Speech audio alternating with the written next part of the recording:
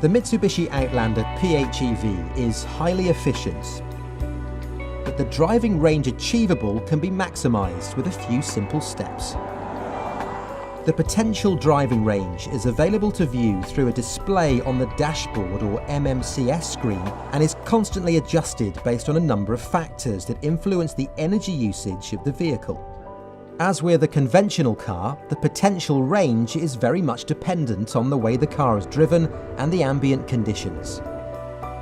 The onboard computer also takes into account the previous journey. If the car was driven vigorously or gently, then it will assume that the following journey may also be similar and adjust the estimated range accordingly.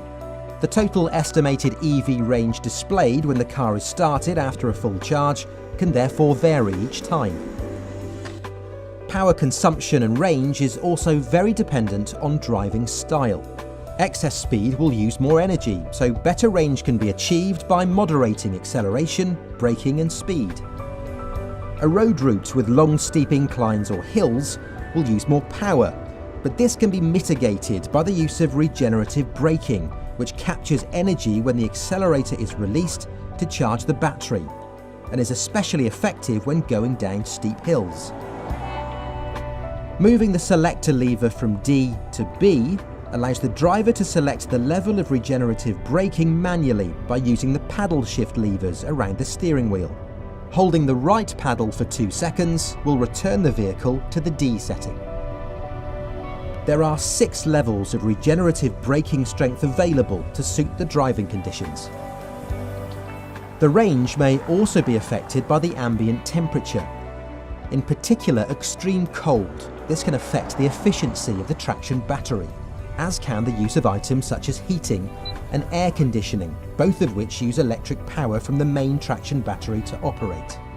Air conditioning systems are particularly energy hungry, so excessive use will consume more power. It is good practice to preheat or pre-cool the car while plugged in before the journey to reduce the impact on the range.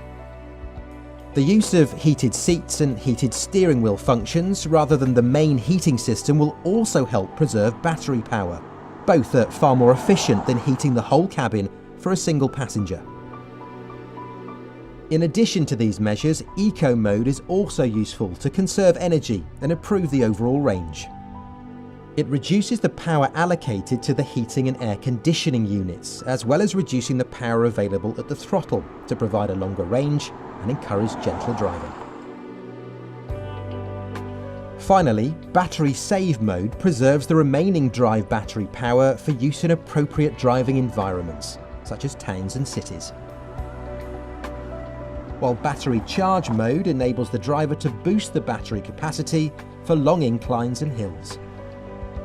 And at the end of every trip, your eco driving can be measured and displayed as a series of green leaves. The more leaves you receive, the better your driving style. Drive your ambition. Mitsubishi Motors.